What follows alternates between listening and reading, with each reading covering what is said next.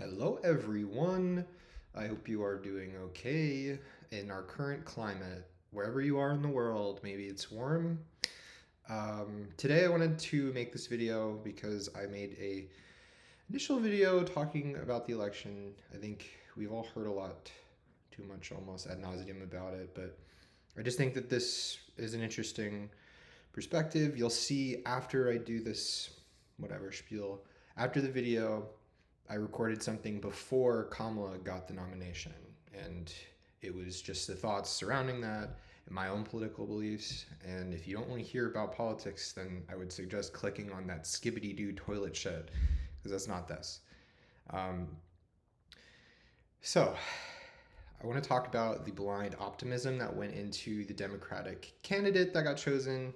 I think we were all lured into this false sense of, you know, legacy, like it was actually going to happen because she got on stage and did the fucking Apple dance, and like we all gagged for it. And Gen Z was like, Team Kamala, mother is going to save us.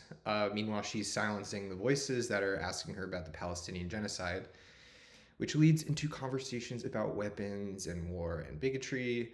But I guess I'm saying this to share the perspective of somebody who was raised to trust the people in charge. And what I'm noticing from all the data is that people didn't want a candidate that they could trust. They legit wanted Daddy Warbucks to wipe away their tears and buy them a Big Mac and tell them he's going to deport all the Mexicans and make all their fears go away.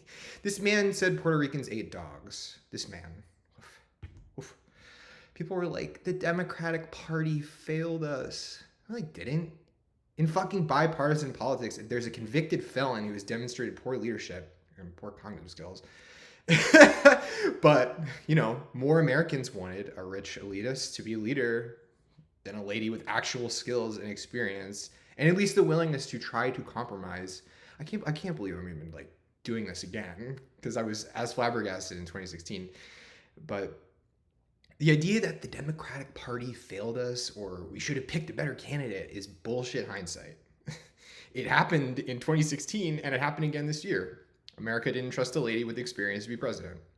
They wanted an oligarch, and that's what you got. So now Musk is in the cabinet eating McDonald's on a plane while the public that are not Nazis and or Christian evangelists evacuate Twitter.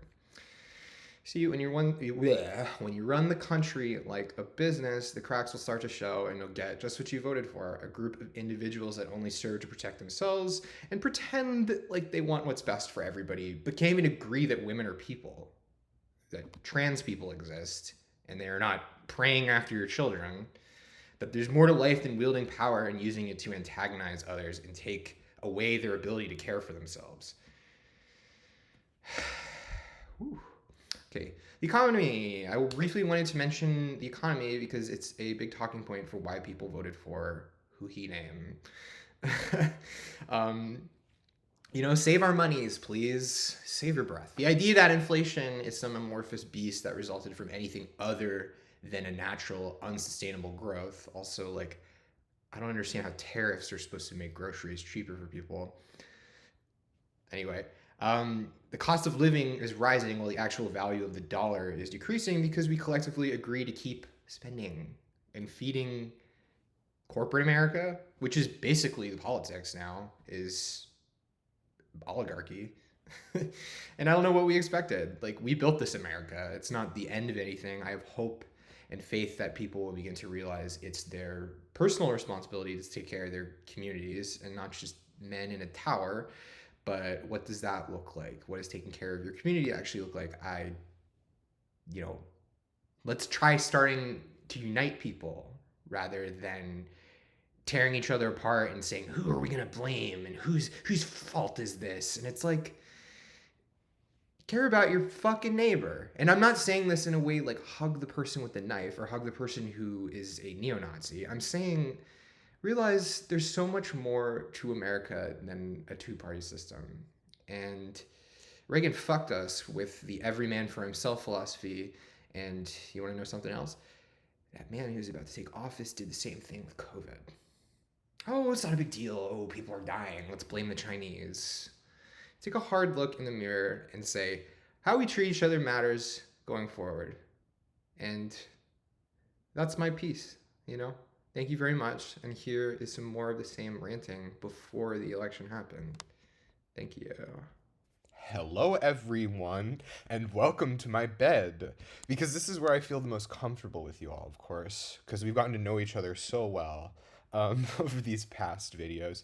So I'm in a giddy mood, so just decided to turn on the camera and talk away about thoughts about the upcoming political impending something and try to look at it from a lighthearted point of view because I was just thinking it's just going to be funny when this happens or if it happens if he who shall not be named is elected because I don't want any kind of search advertisement speaking upon his name, but I think you know which one I'm talking about. If they are elected and we go through another kind of political regression, then it's just gonna be hilarious. Okay, and I'm not saying this as I know like people will like lose things that are important to them, but like if this happens and a person rises to power who has the power to take away the power of the people who, you know, need the power, like we need to be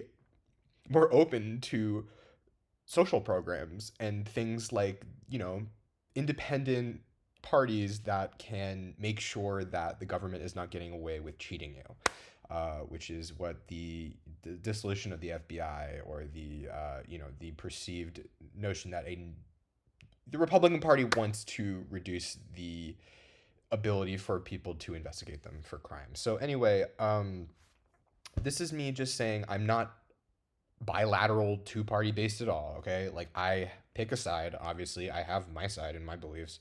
The belief that people should receive, you know, healthcare and that people shouldn't be able to kill each other in the streets. You know, the stricter gun control, more social programs in terms of prisoner reformation, like the allocation of money away from our military budget to, you know, anything else, education, because teachers are so undervalued in America right now that we're going through an educational crisis where teachers are leaving their jobs because they are not compensated fairly and the burden that is placed upon them as social servants is ridiculous because they're expected to jump in front of a child for an active shooter for a gun that they purchased, you know, an assault weapon that they purchased legally.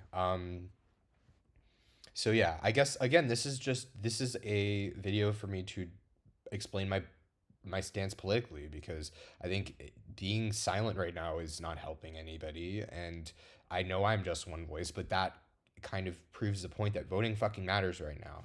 So it was nice to see with the British, you know, the election in Britain for like, you know, their return to a normal system that doesn't prioritize the rich.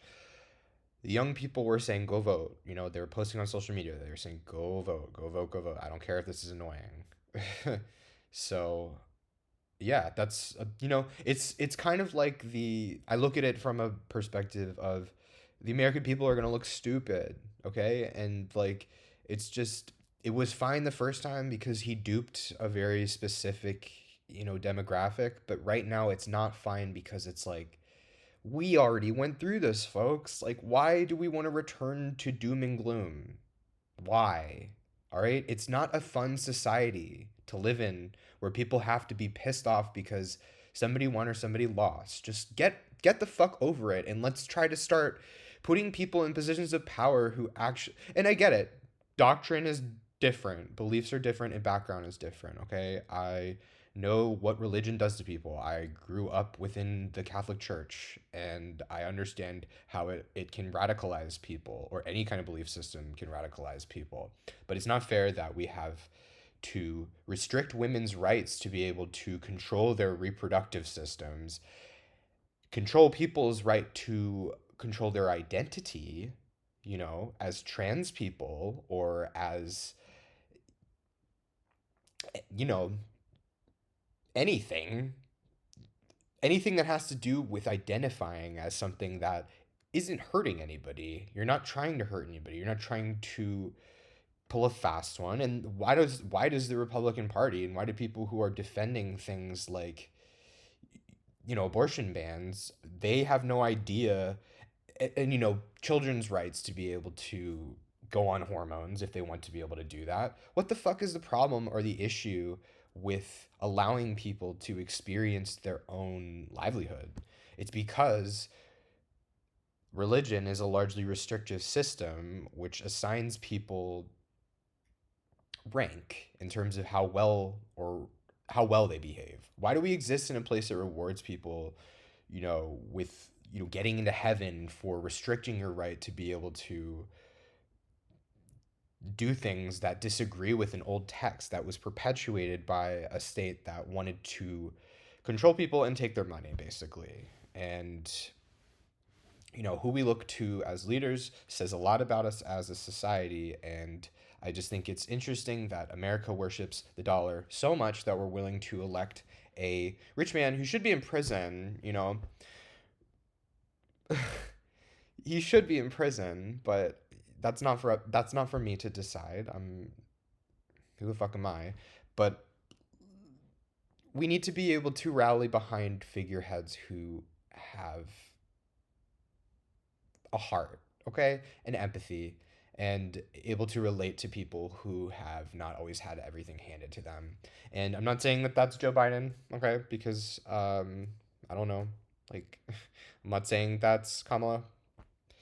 I don't know them, but I am saying that leadership is defined upon the way that you